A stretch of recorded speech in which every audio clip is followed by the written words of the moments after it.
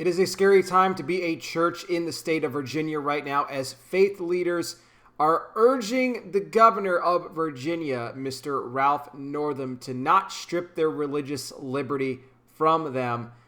This is pretty bad. We're going to get into the details, guys. Before I go any further, let me put out a special shout out here to Lori, who recently became a $6 patron, helping to support the channel. That is a great blessing. Thank you, my friend. And also Maria, who became a $5 patron. Thank you as well, Maria. I really do appreciate that. And guys, if you enjoy my content, you would like to help support, I recommend you sign up on Patreon as little as $5 a month. Patreon.com/conservative truth. The link in the description right now gets you access to all the bonus content. Soon, though, it might be all the content with YouTube cracking down on me, giving me all kinds of warnings.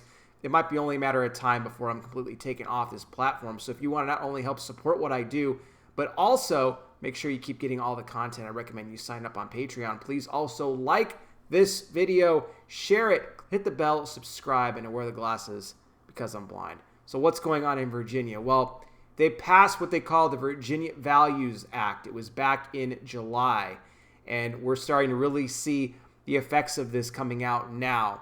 What this basically means is that any churches, ministries, schools, you will be required, or basically you will not be able to exclude the hiring of anybody who has an opposing view from you on sexuality, on gender identity, on if they're a trans or whatever the case is.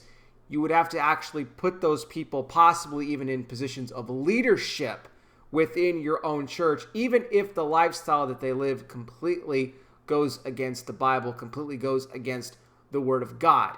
And for any violators of that, they could face up to $100,000 in fines. But that's not all. Also, churches would be required in their health care packages to have to provide coverage for, let's just call it, body-altering type of surgeries for those employees, along with a list of other demands, which would also include any sort of Christian discipleship that would dare to promote biological sex over any other sort of identity. That would be banned as well. You would basically be left with a church that has no religious liberty whatsoever. We know this is completely against the Constitution, but Virginia passed it anyway.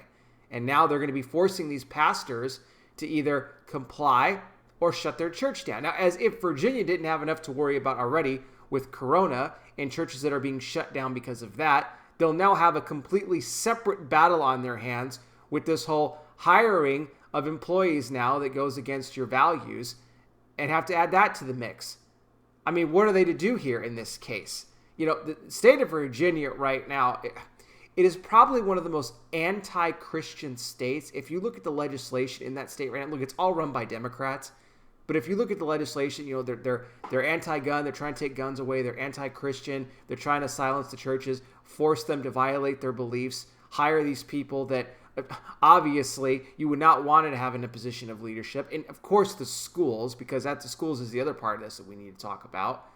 You know, institute people in there, they're going to try to indoctrinate your kids more with an LGBT agenda. We know what this is all about here, ladies and gentlemen.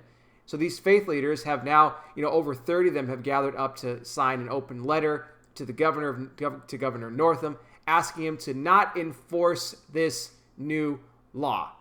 Well, I think he will enforce it, but I also think there's a chance that, I hope anyway, this could be turned around in the courts, because this is an attack. This is Christian persecution. It needs to come to an end. Now, I want to hear from you guys out there, and maybe there's some of you that are watching right now that live in Virginia, and you maybe know personally what this new law has done and how it's maybe even affected you and the church that you go to. We'd love to hear from you. Also, I'll put some more information for you on this in the description. We're in the last days, ladies and gentlemen. Christ is coming back soon. The signs are all around us. I'll be back with more. You guys take care. Please be safe out there. God bless each and every single one of you, and I'll talk with you soon.